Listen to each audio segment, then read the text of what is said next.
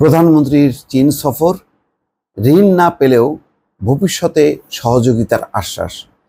দর্শক, প্রধানমন্ত্রীর চীন সফরের পর বিভিন্ন গণমাধ্যম নানা রকমের রিপোর্ট তুলে ধরছে। তাদের দৃষ্টিকোণ থেকে বিভিন্ন জনের মতামত নিয়ে তারা বিষয়টি নিয়ে আলোচনা করছে। রাহিদ এজাজ এই রিপোর্টটি প্রথম আলোতে লিখেছে, যৌথ ঘোষণা বিশ্লেষণে দেখা যায় চীন মূলত রাজনৈতিক পরিসরে বাংলাদেশের সঙ্গে অংশীদারত্ব বাড়ানোর দিকে আগ্রহী। ওবায়দুল কাদের যেমন বলেছিলেন যে ভারত আমাদের রাজনৈতিক বন্ধু আর চীন হচ্ছে অর্থনৈতিক বা উন্নয়ন বন্ধু। না দর্শক, চীন তাদের বাণিজ্য আছে, অর্থনীতি আছে, কিন্তু কোনো কিছুই রাজনীতির বাইরে না। রাজনীতি এবং অর্থনীতি উন্নয়ন যে একসাথে চলে এটা আমরা সবসময় বলি, কিন্তু সরকার আলাদা করতে চান। মানে সরকারের ধারণা এই যে বাংলাদেশের উন্নয়নে চীন টাকা দিতে থাকবে, আমরা অবকাঠামো নির্মাণ করব, তাদের সাথে শুধু টাকা পয়সা লেনদেন হবে, আর বাকি যা কিছু অর্থাৎ নিরাপত্তা, রাজনীতি, তারপরে সাংস্কৃতিক, বিনোদন, সব কিছু অর্থাৎ ভালোবাসা থেকে শুরু করে ক্ষমতায় থাকার জন্য যা যা করার দরকার সব হলো ভারতের সঙ্গে সম্পর্ক থাকবে। এই ধারণাটা ভুল।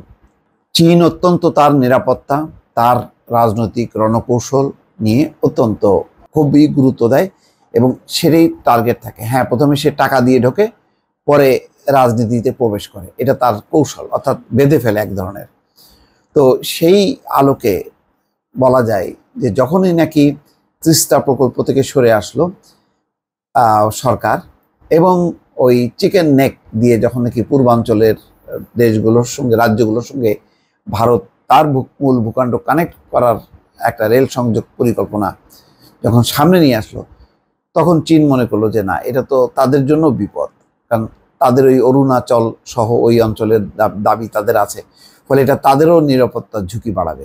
ফলে তারা খুবই এই ব্যাপারে সতর্ক হয়ে গেল এবং এই কারণে একটা ধীরে চলো নীতির মধ্যে চলে গেল।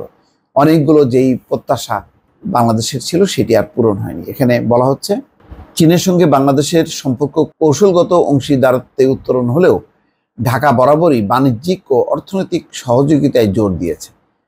প্রধানমন্ত্রী সদ্য সমাপ্ত বেইজিং সফরেও বাংলাদেশের অন্যতম অগ্রাধিকার ছিল অবকাঠামো উন্নয়ন সহ অর্থনৈতিক অগ্রযাত্রায় সহায়তা বাড়ানো। চীনের সঙ্গে $500 কোটি ঋণ সহায়তা নিয়ে যে আলোচনা চলছিল, এবারের সফরে বাংলাদেশ এই বিষয়ে অগ্রগতির প্রত্যাশা করেছিল। এই সফরে পায়রা বন্দরকে ঘিরে দেশের দক্ষিণাঞ্চলের সমন্বিত নতুন পরিকল্পনা, দক্ষিণাঞ্চলীয় সমন্বিত উন্নয়ন উদ্যোগে চীনকে যুক্ত করতে আগ্রহী ছিল বাংলাদেশ।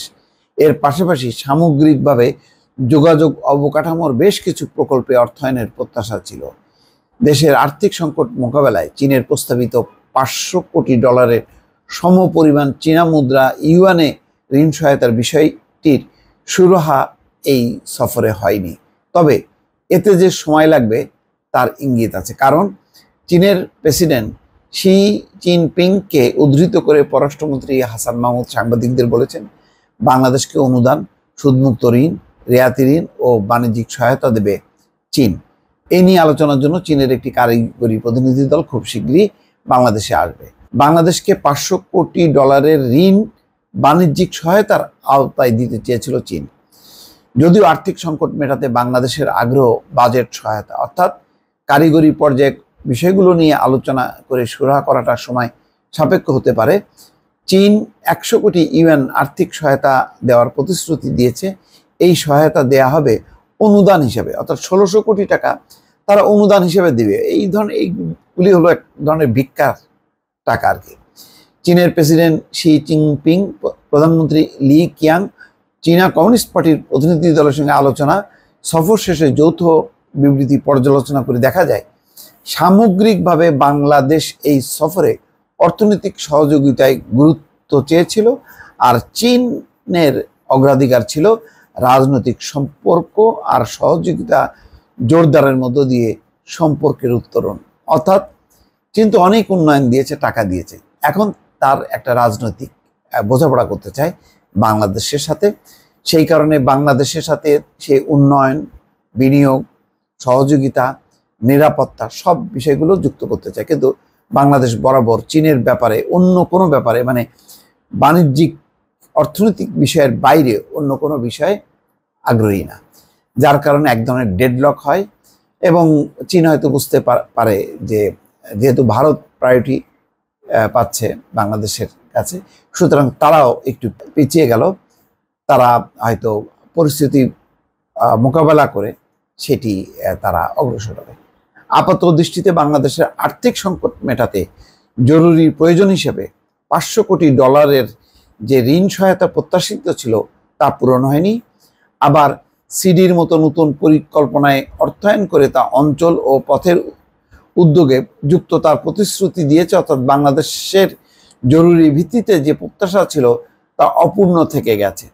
তবে ভবিষ্যতের দিকটি বিবেচনায় নিলে অর্থনৈতিক অগ্রযাত্রায় চীনের বড় পরিসরে যুক্ত থাকার প্রতিশ্রুতি আছে। তো এখন সেটা সুদূর প্রসারী কী হবে সেটা বড় কথা না, একেবারে জরুরিভাবে যেটা দরকার ছিল 500 কোটি ডলার, যেটা তার রিজার্ভ বাড়তো, তার যে আর্থিক যে সংকটগুলো ছিল বাজেট সবগুলি মিলে একটা সাপোর্ট হতো, সেটা আর হয়নি। অর্থাৎ চীন এখন মেপে মেপে চলবে, বোঝার চেষ্টা করবে যে তার গুরুত্ব বেশি বাংলাদেশের কাছে নাকি ভারতের। দর্শক ভালো থাকবেন, আল্লাহ হাফেজ।